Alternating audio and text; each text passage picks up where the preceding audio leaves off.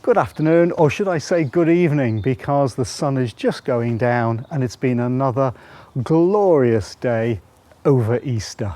Fabulous. Cool temperatures, but hey, sunshine wall to wall. Who'd have thought it, England, eh? So what I want to do today is just show you some of the plants that have been bought, some of the plants that I've retrieved from being layered, and some of the cuttings, so you have an idea of some of the things I've been doing over the last month or two, and hoping for success on some of them. I've got some empty beds that I need to fill, hence I need lots of new plants for this year. So what have we got here? These are just 4 bought ones. This was actually bought last autumn. It's a Daphne. Now Daphne, this is an upright growing aspect plant. It's got nice little flowers which have just come out this last week or two, and also apparently it scents beautifully. So this one is going near the front door along the pathway, so it'll be next to the Philadelphus. What else have we got? The Philadelphus, the lavender, Philadelphus, and then the Daphne. So there's lots of scent. Oh, and the 2 climbing roses, of course. That's this one. And what have we got here? I'm just going to put my glasses on. These are, because I can't read close up at my age. And this is a Polymonium. Now I don't really know this plant, but it's going to mound nicely. So it'll be a low growing mound. And of course it flowers as well. Stairway to Heaven, this one is. So that sounds pretty good. And this one here is one of my favorites. This is a cistus. They're not that long lived actually, and the one I had in the pathway or next to the garage sort of has died off. It grew to something like this, so it's quite grows to quite a height, gets quite woody, which is nice, sort of tree-like, and I like them. The petals and the flowers have got a lovely markings, usually 1 dot in each of the 4 petals, different colours, so you can buy different colours. Do like this. Full sun, you do want full sun because it's a little bit of a Mediterranean plant. Protect from severe winter weather. Obviously in this garden, zone 9A, it's fine. I would imagine over most of England, zone 8 will be fine. But if you're colder than that, you might just like to check up if you're okay for a cistus. It's already bushed up quite a bit. Now these were bought about a month ago, but I haven't planted them because I'm doing these new borders and just haven't had the borders ready, but they're still okay. Yeah, there's a little bit of root growth showing down below. That's fine, not root bound. So when you do buy a plant, just check underneath and see whether it's root bound or not. If you just see 1 or 2 little roots, absolutely fine, time for planting. And what have we got here? Yeah, a classic, this one, Dicentra, Bleeding Heart. And this particular one is called Luxuriant, Herbaceous Perennial. So you cut these right the way back in autumn.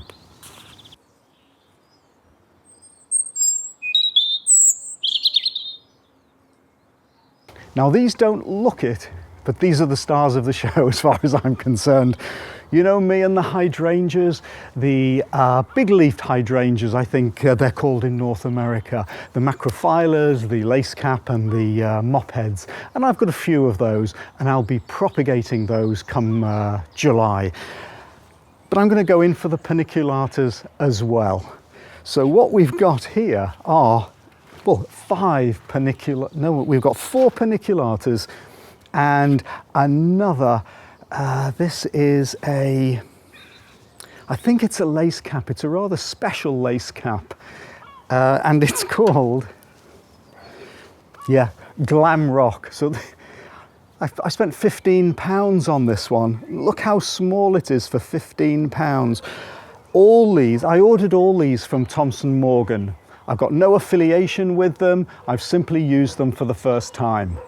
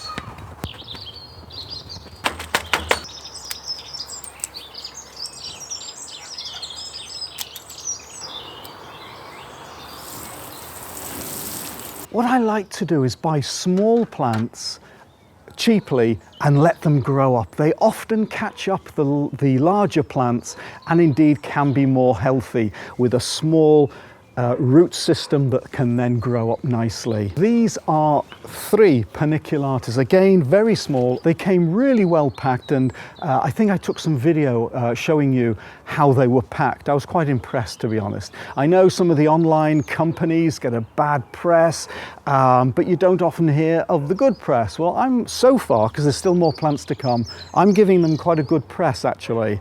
So here we are. What have we got here? We have got Pink Diamond Paniculata,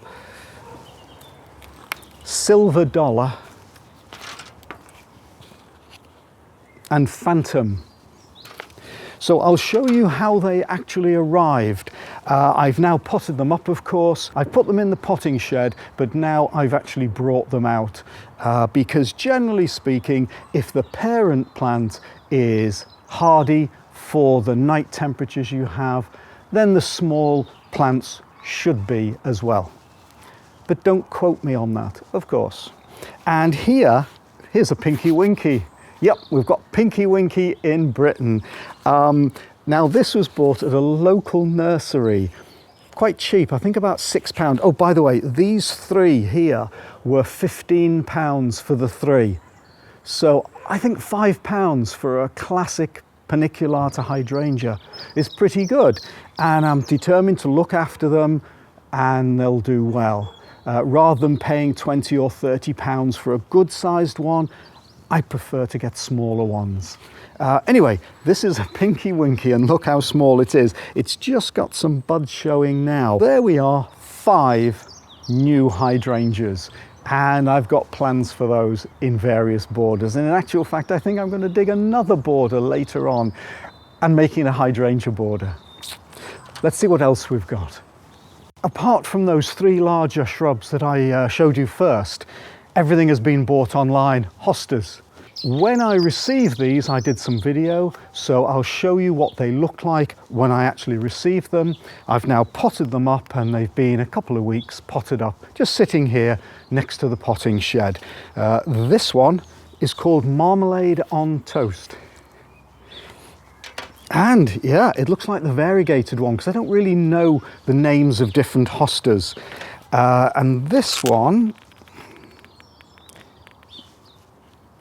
is September Sun. And these 2, I was so excited unwrapping them that I don't know which is which, even though they were named individually. So I'm just going to have to identify them later. Yeah, so there are the 4 hostas I've bought. And these are from my garden. So these are the daylilies. Now daylilies, I have a bed of daylilies that were given to me by a nice neighbour a number of years ago. They've really taken off. They're so easy to grow. I don't water them, I don't feed them, and they just grow. But what they do is send runners into the borders and under the lawn, which is a little bit of a nuisance, but I've dug a few out to hold them back. I've just popped them in pots, and I can either sell them, give them to friends. Always nice to have extra plants. This is a Lords and Ladies, because I've moved them from the bed just over there, and some of them I just popped in a pot last autumn, and here they've grown quite well, so maybe I'll put them somewhere else in the garden. And here's a warning. I found this somewhere in the garden. I can't even remember where. It was last year. I managed to dig it up. It's self-seeded or even come from a runner. Potted it up, didn't mark it, and hey, it's got some nice buds. And I have no idea what it is, except just looking at it closely now, it's just got, let's see if I can come forward and will you focus on me here. Yeah, are you going to focus? I don't know, I can't see. But look how twisted it is there. I think this is the twisted hazel. So I might have a spare twisted hazel. Brilliant. So the moral of the story is label. And in fact, this is what I've got. fact, I went on Amazon and bought a specific pen for using on labels, and I'll put a link down below. All my links to Amazon are affiliate links. If you use the link and buy something on Amazon, I might get a little commission, and it really helps the channel. So I appreciate that if you do that. So I'll put a link down below. Now let's see, this is called Artline Garden Marker. So I've got that next to the labels in the potting shed. So now nothing doesn't get labeled. And in actual fact, in the past, nothing got labeled. So I never knew what anything was. Let's see what else we've got. Now I'm really pleased with these plants because they're all free. They're all from my own garden. So what have I got here? This is the, let's just see if I can come forward and see if it'll focus. There we are. Let's see if it's focused on that. This is the Himalayan honeysuckle. So I've featured the Himalayan honeysuckle a lot. And these self-seeded in the blueberry pot last year. So I just potted some of them up, put them in the porch over the winter, and now I've got some spares there. This is a flowering currant from early last year that I noticed had self-seeded somewhere. When I was cutting back the Mahonia, just over in that border, I cut the rosettes off. And I was told, I think Una told me, that you can just plant the rosette, just stick it back in the ground. Well, in actual fact, I've made it rather smaller, cut all the leaves off and popped it in there. So I potted up 2 or 3 of those. This one is this is a spirea bridal wreath.